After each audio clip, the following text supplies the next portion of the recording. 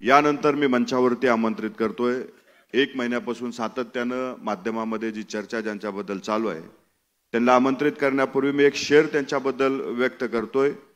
मुश्किलें जिंदगी में सबको करती है तंग, मुश्किलें जिंदगी में सबको करती है तंग, जीत जाते हैं वो जो हिम्मत रखते हैं संग। मी आमंत्रित करतोय राज्याचे अन्न नागरी पुरवठा मंत्री नामदार धनंजय मुंडे साहेब यांना की त्यांनी या ठिकाणी आपलं मार्गदर्शन करावं। आजच्या या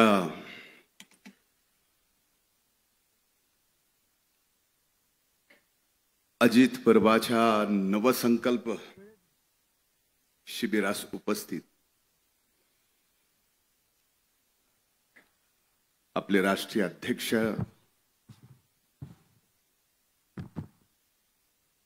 आदरणीय दादा, आदरणीय प्रफुल्लभाई पटेल साहेब, राज्याचे अध्यक्ष आदरणीय तटकरे साहेब, महिला आघाडीच्या अध्यक्षा माननीय रुपालीताई चाकणकर, इथं उपस्थित आदरणीय दिलीप वळसे पाटील साहेब, आदरणीय हसन मुश्रीफ साहेब, मंत्रिमंडळातील इथं उपस्थित सर्व आदरणीय सहकारी, विधिमंडळातील इथं उपस्थित सर्व सन्माननीय सहकारी, पक्षाच्या इथं उपस्थित सर्व सहकारी बंधू भगिनींनो आणि पक्षातील माझ्या इथं उपस्थित तरुण भावांनो, खऱ्या अर्थानं विधानसभेच्या निवडणुकीनंतर त्याच्या अगोदरही आपण अजित पर्व म्हणून पक्षासमोर एक दादांचा विश्वास महाराष्ट्राच्या जनतेसमोर ठेवला। विधानसभेच्या निवडणुका झाल्या, खऱ्या अर्थानं महाराष्ट्राच्या जनतेने दादांच्या नेतृत्वावर विश्वास ठेवला आणि आज विधानसभेमध्ये सत्तेत येऊन अजित पर्व पुन्हा चालू झालं आणि त्यासाठी आपल्याला नवा संकल्प घ्यावा लागतोय, तेही शिर्डीमध्ये। ही एक आगळीवेगळी आपल्यासाठी आनंदाची पण गोष्ट आहे आणि नव्या जबाबदारीची पण ही गोष्ट आहे। मी रात्री प्रवासात येत असताना विचार करत होतो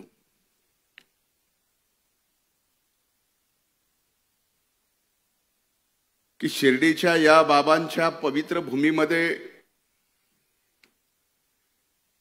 ज्यांनी शिकवण, श्रद्धा आणि सबुरीची दिली आहे, आपल्या पक्षाने सुद्धा 17, 18, 19 तारखेला या बाबांच्या पवित्र भूमीमध्ये श्रद्धा आणि सबुरीची शिकवण देत असताना काही दिवस अगोदर भारतीय जनता पार्टीने सुद्धा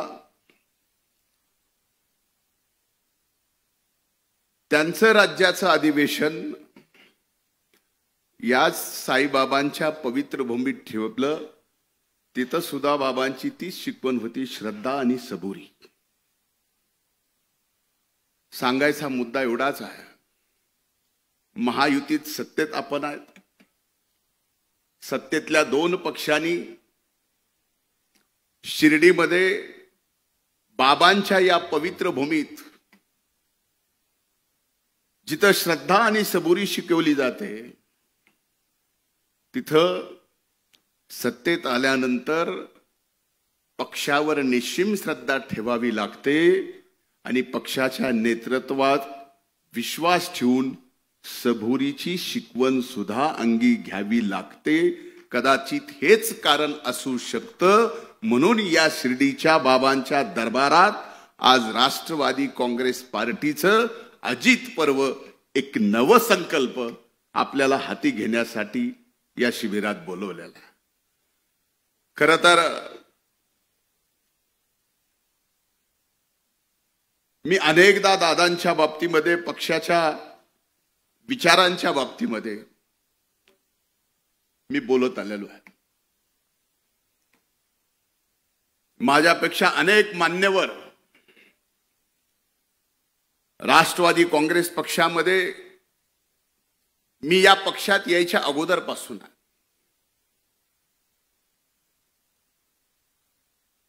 2012 पासून दादांच्या हाताला म्हणावं का बोटाला म्हणावं, बोटालाच धरून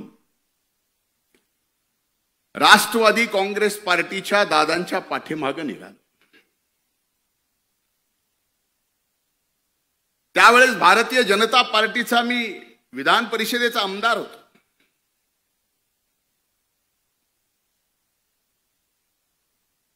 आमदारकीचा राजीनामा द्यायला लावला. राष्ट्रवादी काँग्रेस पक्षाकडून मला आमदार केलं. ती 2013 गोष्ट. 2014 महाराष्ट्रात विधानसभेच्या निवडणुका झाल्या आणि आपलं आघाडीचं त्यावेळेसचं सरकार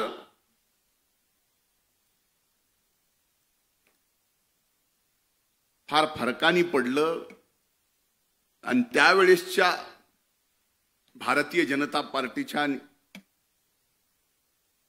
सरकार आला. मला माहित नाही माझ्या त्यावेळेस, माझ्यासाठी पक्ष म्हणजे त्यावेळेस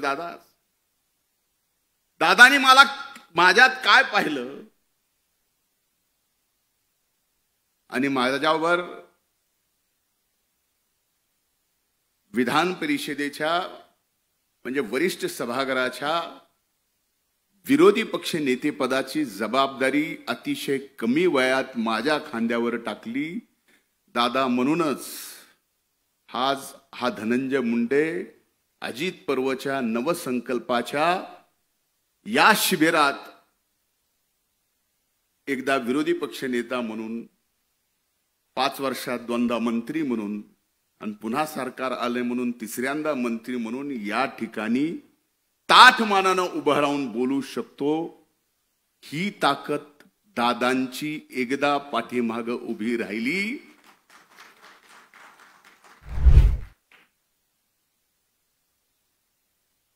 आता सूरज बोलत बोलत म्हणला की 1-1.5 महिना झालं टीव्हीवर मी, म्हणजे मी म्हणण्यापेक्षा जिल्हा आहे, मी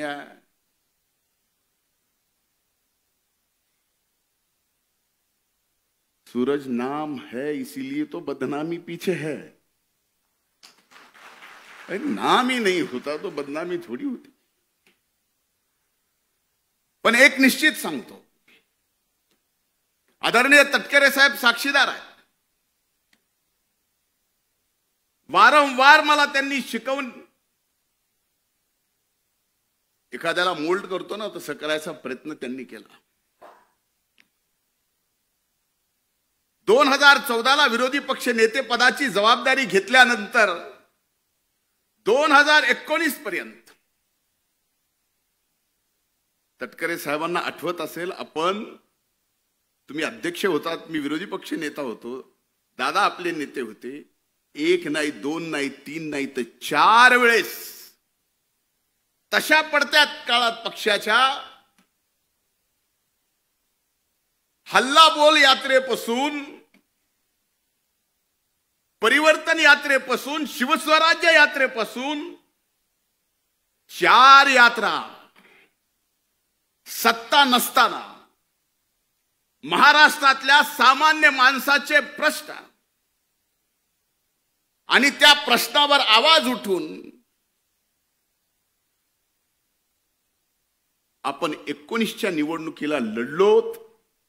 भलेही तेवढं मोठं यश आलं नाही, पण 14 पेक्षा चांगले आमदार या ठिकाणी निवडून आले, हे मात्र निश्चित राष्ट्रवादी काँग्रेस पक्षाच्या त्या काळातील कष्ट घेणाऱ्या प्रत्येक सहकार्याचा हे मान्य करायलाच पाहिजे.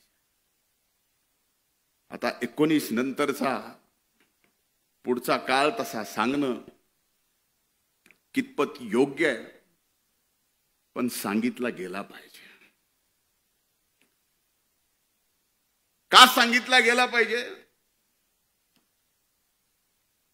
अगदी पहाटेच्या शपथविधीच्या बाबतीत, त्याला पहाट म्हणत नाहीत असं दादा नेहमी म्हणतात,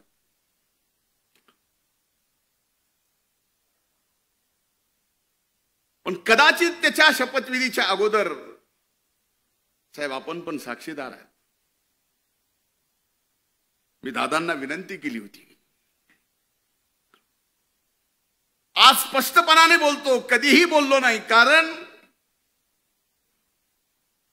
इथं फक्त आणि फक्त राष्ट्रवादी काँग्रेस पक्षाचे दादांचे एकनिष्ठ सहकारी आहेत म्हणून मी हे बोलायची हिंमत ठेवतो. त्यावेळेस मी म्हणलं होतं दादांना, तटकरे साहेब आपण साक्षीदार असाल तर हो म्हणा, शपथ घेऊ नका. का म्हणलो होतो?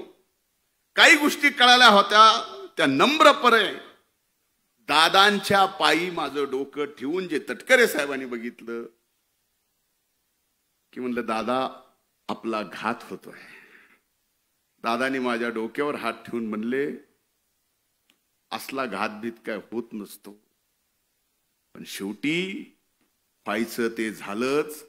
त्यावेळेसपासून आपल्या या दादांना विलन आणि खलनायक ठरवायचं षडयंत्र त्यावेळेसपासून चालू होतं.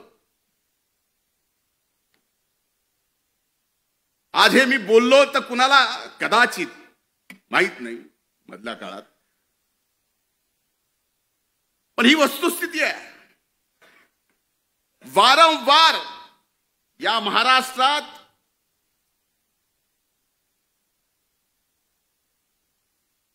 आदरणीय पवार साहेबांच्या नंतर महाराष्ट्रात राष्ट्रवादी काँग्रेस पक्ष प्रामाणिकपणाने पुढे आणण्यासाठी, आणि तो पक्ष पुढे आणण्यासाठी नाही तर ती ताकद म्हणून, आणि ती ताकद महाराष्ट्रात सत्तेत म्हणून आणायचा प्रयत्न जर इमानदारीनं कुणी केला असेल तर आदरणीय दादांनी केला, हे नम्रपणानं मला या ठिकाणी आपल्या सर्वांच्या समोर सांगावंसं वाटतं.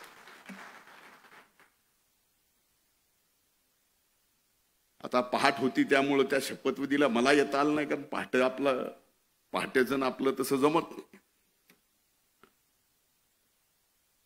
पण घेणं एक ना घेणं दोन, शिक्षा मात्र मला झाली. ही मान्य करता का नाही? माग कुणी जरी हो म्हणत नसलं तर माग शेखर भाऊ हो म्हणतायत.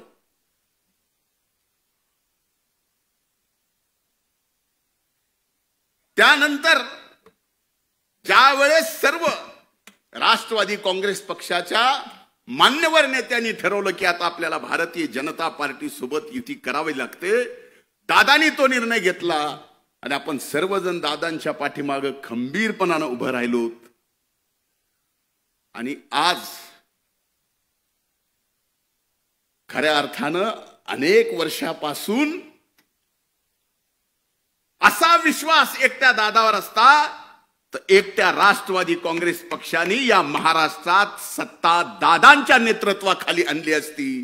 पण वारंवार दादाच्या चांगल्या कामाला खलनायक ठरवायचं काम करण्यात आलं, त्याचमुळे हे घडलं नाही. लोकसभेची निवडणूक झाली.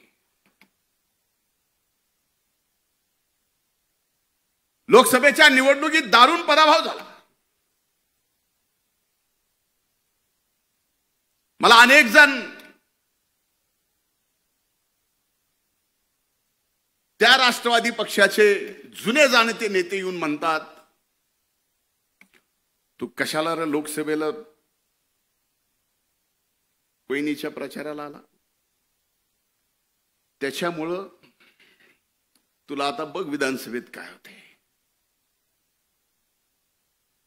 जे व्हायचंय ते होईल. मला पक्षाने सांगितलं जा तिथं सभा घे, सभा घेतल्यानंतर त्याचा परिणाम माझ्यावर काय होईल याचा विचार करणारा एवढ्या हलक्या काळजाचा मी राष्ट्रवादीचा दादाचा कार्यकर्ता नाही.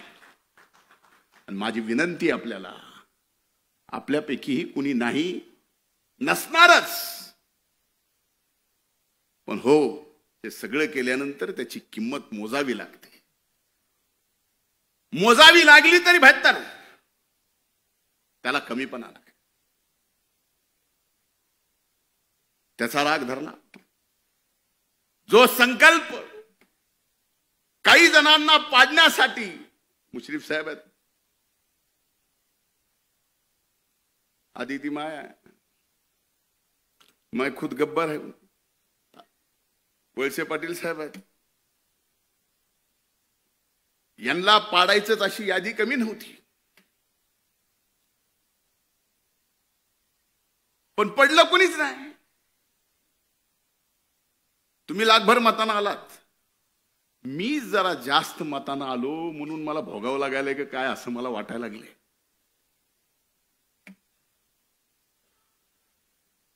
पण ही वस्तुस्थिती आहे. काही जणांनी आता खरं खरं उघडं पडलंय.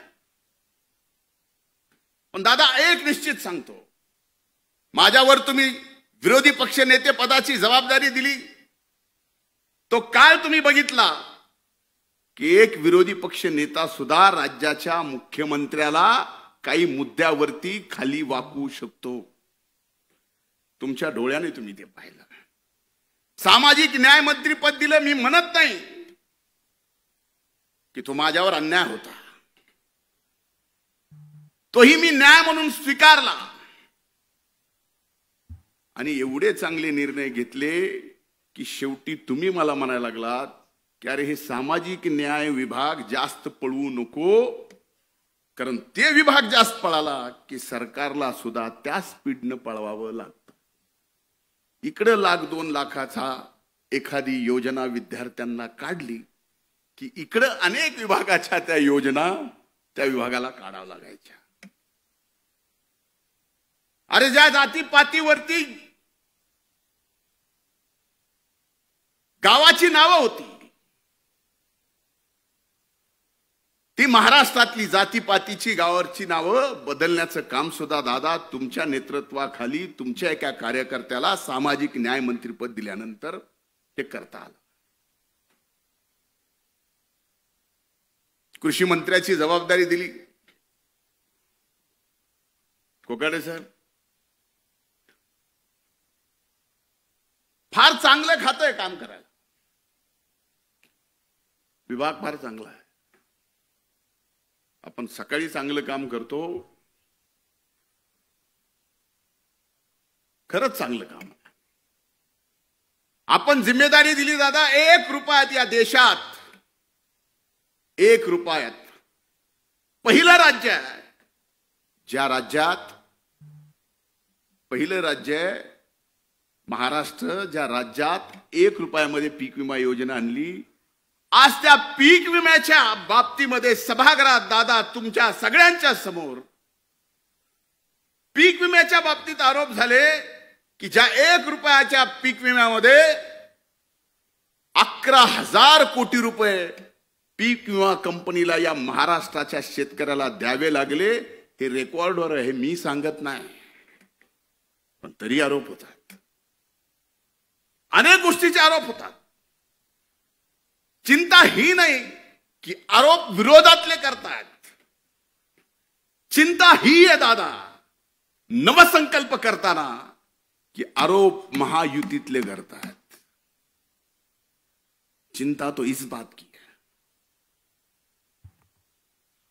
आज धनंजय, आज मी गटलोय म्हणून मला, उद्या अनेक जण आहेत ते गटलेत म्हणून त्याला, पण पक्ष म्हणून आमच्या सारख्याला दादा काही नको.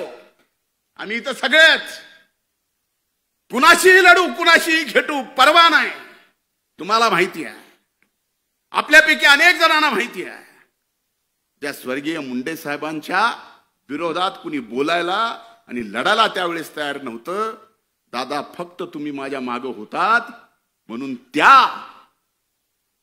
परळी वैद्यनाथ मतदारसंघात 14ला हरलो असून 19ला दादा पक्ष सत्तेत आला नाही, पण परळी विधानसभा मतदारसंघ कधी कुणी विचार केला नव्हता राष्ट्रवादी काँग्रेस पक्षाच्या घड्याळावर निवडून येईल. दादा आणून दाखव. बळ दिल्यानंतर आणि आपल्या मागे नेता आहे हे बघितल्यानंतर अनेक जण एव्हरेस्ट सारखा डोंगर सुद्धा चढून तिथं आपल्या पक्षाचा झेंडा लावू शकतात. हे एक उदाहरण द्यायचं म्हणून मी परळीचं दिलंय. समजू नका की मी काय दिवे लावलेत ते, असं बिलकुल नाही. वस्तुस्थिती आहे. अनेक गोष्टी सांगितल्या पाहिजे. आज एकीकडे ह्या सगळ्या परिस्थितीमध्ये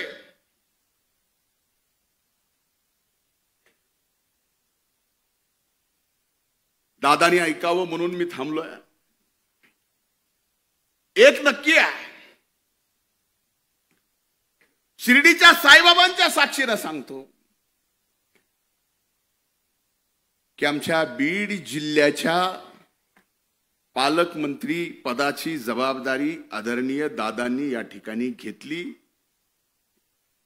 अतिशय आनंदाने मी या ठिकाणी सांगतो, तो आनंद या ठिकाणी व्यक्त करतो. आणि जिल्ह्यात दादा आपलं स्वागतही करतो. यात मीही विनंती केली होती की सद्य परिस्थितीमध्ये अशा जबाबदारीत आपण नसू नये. पण एक गोष्ट मात्र लक्षात घेतली पाहिजे.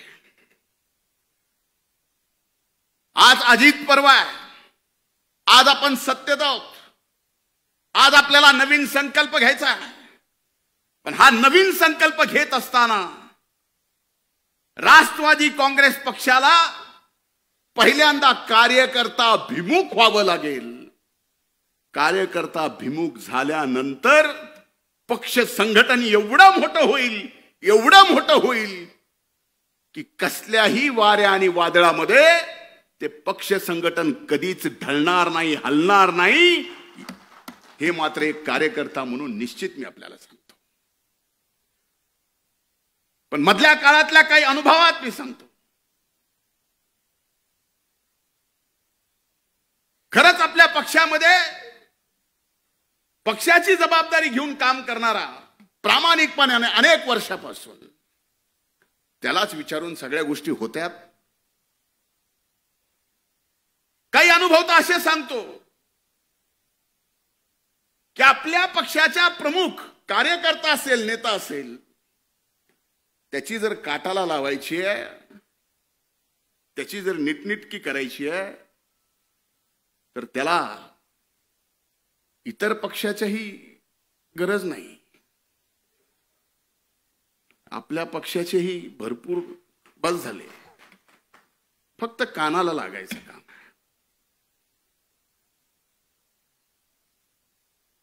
यानी काय होणार आहे? जे दादा तुमच्यासारख्या एका नेत्याने माझ्यासारखा कार्यकर्ता घडवला, भले आज लोक मला नेता समजत असतील, पण माझ्यातला कार्यकर्ता मी मरेल, पण माझ्यातला कार्यकर्ता मी कधीच मरू देणार नाही. त्यावेळेसच नेता जिवंत असतो. त्याच्यातला कार्यकर्ता मेला त्यावेळेस नेता संपला, पक्ष संपला. आणि माझ्यातला कार्यकर्ता मी कधीच मरू देणार. आज अनेक जण लोकसभेच्या प्रचाराचा मी विषय बोलत नाही, पण विधानसभेच्या प्रचारात मला सगळीकडून घेरला असताना मला अभिमन्यू करायचा प्रयत्न केला होता. पण विधानसभेच्या अगोदरच मी सांगितलं होतं की मी अभिमन्यू नाही, मी धनंजय आहे. पण आपल्यापैकी अनेक जण आहेत की हे काम करत असताना सुद्धा आपल्या सगळ्यांच्या प्रचाराला मी इमानदारीने आलो. आणि जेवढं कठोर ज्या पद्धतीने बोलायचं, कोकाटे साहेब आपणही इथं आहात, अनेक जण आहेत. बाबासाहेब पाटील फॉर्म भरायच्या दिवसात लामटे साहेबांच्या गेलो. अगदी उद्या मतदान आहे, आदल्या दिवशी इथं विजयराजे पंडित साहेब असतील, त्यांच्यासाठी गाव टू गाव फिरलो. मी माझ्या मतदारसंघात फक्त 5 गावात गेलो होतो.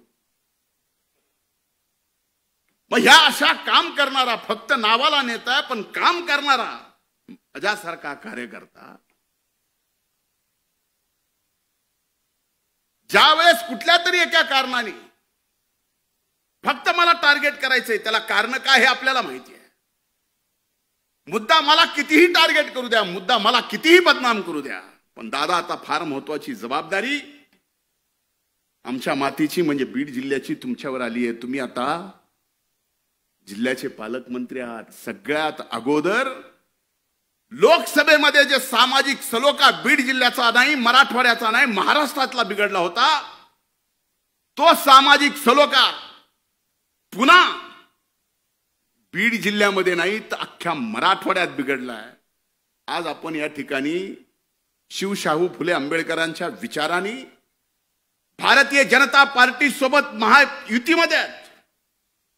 भारतीय जनता पार्टीला सुद्धा शाहू फुले आंबेडकरांच्या विचाराचा काही अडचण नाही, त्यांनी सुद्धा आपल्याला घेतलंय. पण एक गोष्ट विचारली पाहिजे की उभ्या महाराष्ट्रामध्ये किती ओपनच्या जाग्यावर किती ओबीसीचे माणसं नोकरी करतात, कोण कर्मचारी, कोण ड्रायव्हर आहे, कोण शिपाई आहे, कोण अधिकारी आहे. याच्यावरती जर उघड आकृती बंद जर जाहीर होऊ लागला आणि त्याच्या चर्चा मात्र सबंध महाराष्ट्रात होऊ लागल्या तर खरंच का आपण शिवशाहू फुले आंबेडकरांच्या विचाराचे आहोत असे प्रश्न आम्हाला विचारले जातात. पावला पावलावर प्रश्न आमचे विचारले जातात. याच्यापेक्षा तुम्हाला दादा माहिती आहे, प्रशासन तुमच्या हातून जेवढं मजबूत होतो तेवढं कुणाच्याच नाही.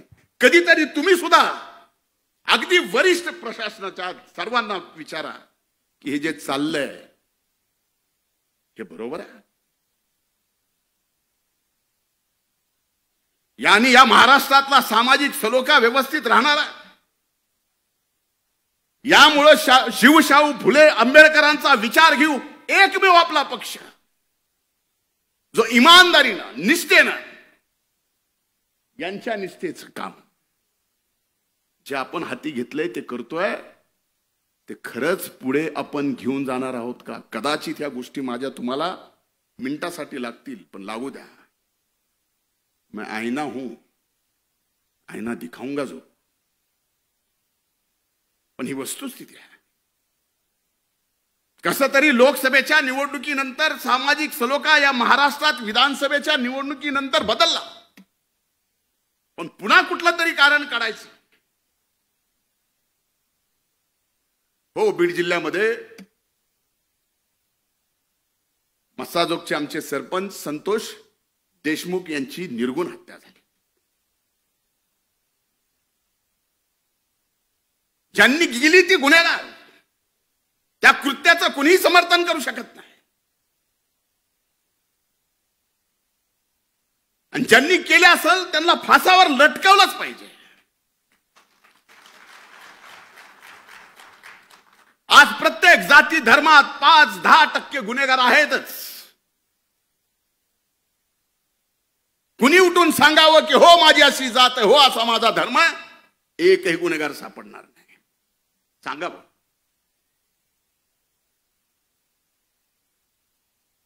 पण त्या 5-8 गुन्हेगारांच्या मुळे उभ्या महाराष्ट्रामध्ये जर मीडिया ट्रायल होत असेल एका जातीचे, ओबीसीचं, तर लोक आता एवढे राहिले नाही.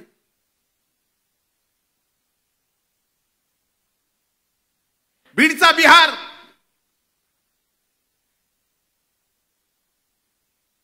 परळी तर तालिबान. आम्हाला दुःख होत नाही. आमचा बीडचा बिहार अर्ध्याच्या वर 6 महिने ऊस तोडायला तुमच्याकडे असतो, त्याचा बिहार केला जातो. आणि कुणी महायुतीतल्या आपल्या पक्षातल्या लोकांनी परळीला तालिबान केले जातं, जे परळी 12 ज्योतिर्लिंगापैकी पंचम स्थान असणारं, 5वं स्थान असणारं परळी वैद्यनाथाचं ज्योतिर्लिंग आहे. दादा काही दिवसानं शिवरात्री आहे. लाखो भाविक या देशातले तिथं दर्शनाला येतात. अशा मीडिया ट्रायलनी अशा सगळ्या एका गावाला एका जिल्ह्याला बदनाम करून अशा जर गोष्टी होत असतील, ह्याच्यातलं नुकसान कुणाचं आहे? भले आम्ही राजकारणात राहू नाही संपू, पण पिढ्या ना पिढ्या पुढच्या तुम्हा मला कधीच विसरणार नाहीत. ही काय करून ठेवते. माझी हात जोडून त्या बाबतीतली विनंती आहे. अरे आमच्यासारखे माणसं लढणारे, मला माहिती आहे दादा कुठल्या कुठल्या प्रसंगात, माझ्या वाईट प्रसंगात या पक्षाने माझ्या मागे उभं राहिले. मी ते कधीच विसरू शकत नाही, मरेपर्यंत विसरू शकत नाही. मेल्यानंतर माझी अग्नी दिली तर त्या अग्नीतला धूर सुद्धा तुमच्या उपकाराची परतफेड करू शकत नाही दादा, मला माहिती आहे. असे प्रसंग कुणावर आले नाहीत, आणि असे प्रसंग कुणावर आले तर आमच्यासारखे कार्यकर्ते सुद्धा कुठं थांबले नाहीत. कुणी अंगावर आलं तर आम्ही सुद्धा आमच्या नेत्यासाठी शिंगावर घ्यायचं कमी केलं नाही. आत्ताच्याच प्रसंगात एक गोष्ट तुमच्या सगळ्याच्या समोर आली की मी मुंबऱ्याला नजीब मुल्ल्याच्या प्रचाराला का आलो, म्हणून ते सगळं चाललंय.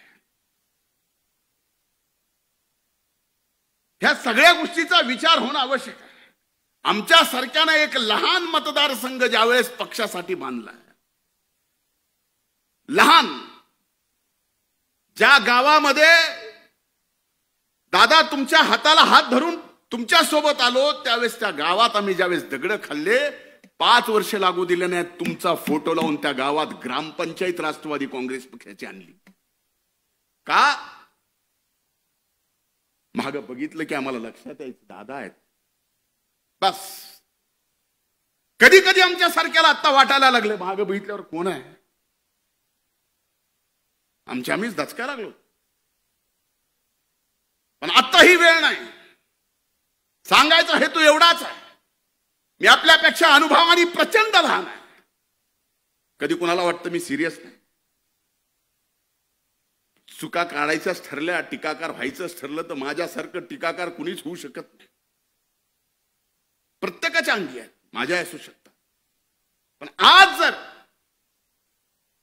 दादांच्या अथक परिश्रमातून, आपल्या सर्व मान्यवराच्या अथक परिश्रमातून पुन्हा महायुतीत आपण सत्तेत आलो असोल, आणि आपल्याला जर नवसंकल्प हाती घ्यायचा असेल तर कार्यकर्त्याला ताकद देताना त्या कार्यकर्त्यावर तेवढाच विश्वास सुद्धा ठेवला पाहिजे जेवढा विश्वास आमच्या नेत्यावर. अविश्वासाने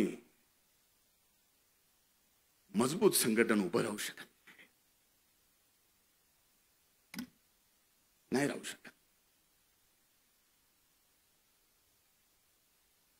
आणि एकदा का विश्वास टाकला, मी आपल्याला सांगतो, तुमच्यासाठी, आपल्यासाठी अजित पर्व हे आत्ता चालू झालेलं असेल. आम्ही अनेक वर्षापासून स्वप्न पाहतोय. जसा दादांच्या सोबत आलोय तसा नवसंकल्प आपण काय घेऊन जातोय. माझ्या दृष्टीने आपण पक्ष महाराष्ट्रात मजबूत करणार, नोंदणी करोडाची करणार. ती कशी काय हे सगळं आपल्याला माहिती आहे. पण आजची राजकीय परिस्थिती पाहिली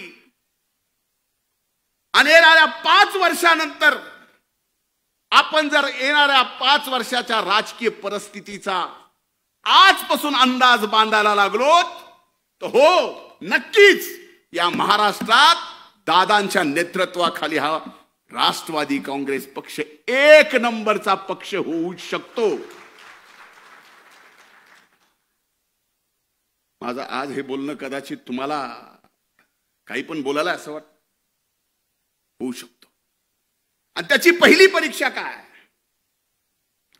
तर आता आदरणीय मुश्रीफ साहेबांनी सांगितलं, पावसाळ्याच्या आत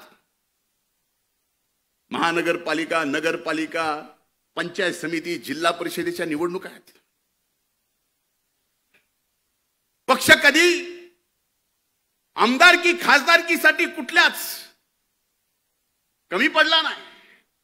पण आज पक्षाच्या वतीनं मी आपल्याला सांगतो की या नगरपालिकेच्या, महानगरपालिकेच्या, पंचायत समितीच्या, जिल्हा परिषदेच्या तुमच्या निवडणुकीला सुद्धा हा पक्ष कुठंच कसाच कसल्याच अर्थानं कमी पडणार नाही. पण आपल्याला जिंकायचंय, हा नवसंकल्प आहे पहिला.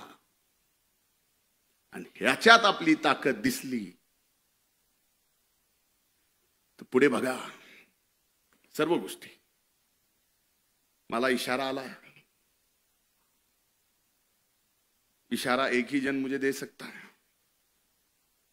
मतलब मैं समझ सकता हूं. देने वाले तो बहुत देते, लेकिन समझने वाले को समझना तो चाहिए. बहुत वक्त बाद की माफी चाहता हूं. घड्याळ तेच, वेळ नवी. त्यामुळे माझी आज या अजित पर्वाच्या नवसंकल्प शिबिरामध्ये मला बोलायला परवानगी दिली त्याबद्दल पक्षाचे मी हृदयपूर्वक आभार. आणि दादा एक शब्द देतो पक्षासाठी, मी एक निष्ठावंत कार्यकर्ता आहे. माझी जडणघडण कार्यकर्त्यातून झालेली आहे. उद्या तुम्ही माझ्यासारख्यावर पौंडेचेरीचा जरी जबाबदारी दिली ना, तरी तिथं जाऊन पूर्ण वेळ काम करायची तयारी माझ्यासारख्याची आहे. त्याच्या बाबतीत काही म्हणजे मी काही जरी म्हणत असलो तर ही वस्तुस्थिती, कारण हे मी डोळ्यात डोळे घालून आपल्या पक्षाच्या सर्वांच्या समोर बोलतोय. आणि ही जबाबदारी आपण सगळ्यांनी घेतली पाहिजे. मी उदाहरणानं म्हणजे 2 मिनिट हसावं म्हणून, पण आपल्या जे शक्तिस्थळ आहेत ते आणखीन मजबूत करायची वेळ आहे. हेच खरा अजित पर्व आहे, हेच खरा नवीन संकल्प आहे. खूप खूप धन्यवाद. जय हिंद, जय महाराष्ट्र, जय राष्ट्रवादी.